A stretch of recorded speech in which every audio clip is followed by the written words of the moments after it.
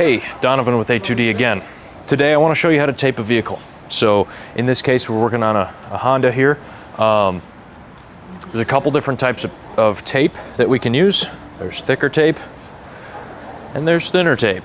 So it's a pretty self-explanatory process, but there are a couple things that might help you do this more efficiently in the future.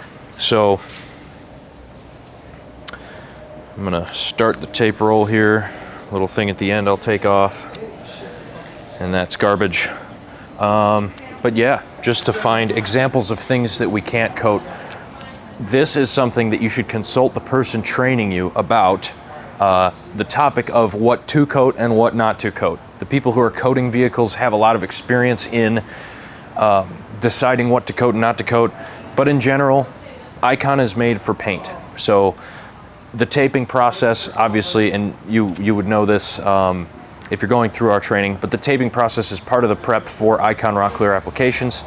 Icon Rock Clear can only go on paint and select plastics. So yeah, let me just show you the kind of precise application we're looking for in regards to taping. We'll start on, let's see. Yeah, let's start on this edge. So there's paint here, there's glass here, there's rubber in between. So we're gonna wanna tape along the rubber without touching the paint. So it's gonna take some finesse, it's gonna take some stretching of the tape, but fortunately this tape's pretty flexible. And again, I'm going on the rubber and not the paint, being sure to cover every part of that rubber, because the rubber can cause contamination in your coating. So going along this edge as precisely as possible, and you can get pretty fast with this, but this edge, I know that this rubber will cause contamination, so I'm being sure to be extremely careful in this. Get right on that edge. So that's one great example of a precise application.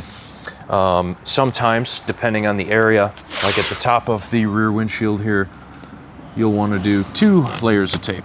There's paint button right up next to glass, and you want to get it all the way up there, but again, not cover any paint.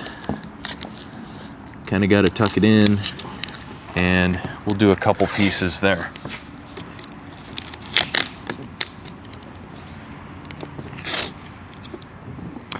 You also want to be careful about leaving residue. If you smear the back of the tape along the paint, leave some residue that you then have to clean off before coating, and if that gets missed, that could cause contamination as well. So again, since we're going to have an applicator right here, and therefore Icon right there, we don't want to coat this glass. I'm going to do a couple layers just to be sure. So normally I'll go back and tuck this in all the way and make sure I get all the way up against this edge so we don't have to do any cleaning afterwards right next to the paint. All we want to do is rip it off and do a basic wipe down on this window. That's it. One example of using the thin tape would be this mirror.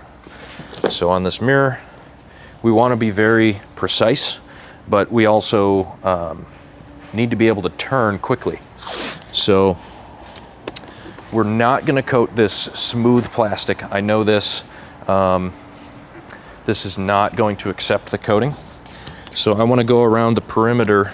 It's kind of hard to see. Here we go. If you could get that.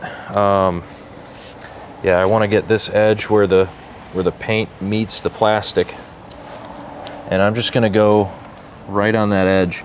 The reason I'm using the thinner tape is because you can turn it more easily and stretch it and bend it in different directions to get on this edge without having to break off your piece.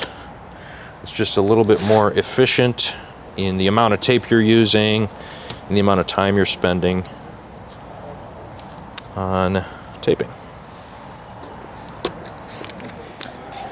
So, got that back edge nice. Want to go all the way to this corner and get that perfectly because we may be coating this. Some mirrors you don't coat because they're piano black, but this one I believe we tested and is not piano black. It's actually black paint, and we're able to coat that. Piano black is going to melt, so if the pillars were piano black, we'll make sure to do a couple layers on that the same way we'll do for the glass, just to make sure we're not coating something we shouldn't be.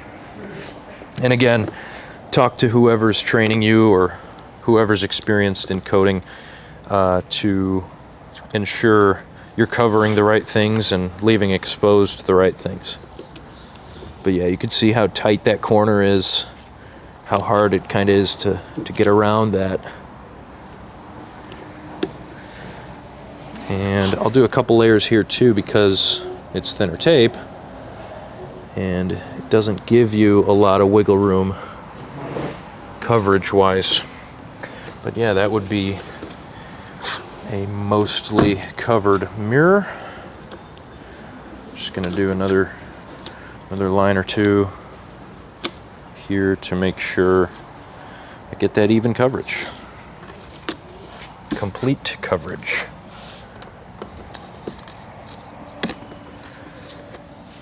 One more across the back.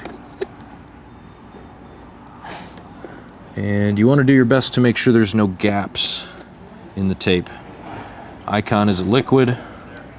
It will seep through and leave a stain.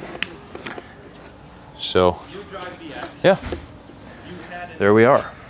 So that's a good example of using the thinner tape. And one more quick tip, kind of a trick. I'm gonna unlock this and I'll be right back. So what I've seen some people do is they'll go along this rubber edge right here and line it up as good as they can. Take all this time making sure their tape covers the rubber, right?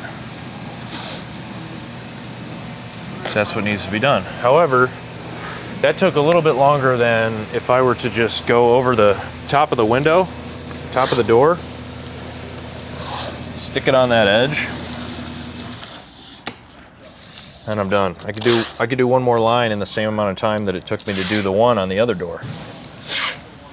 Boom, fully covered. So that's just a good tip for, especially on doors.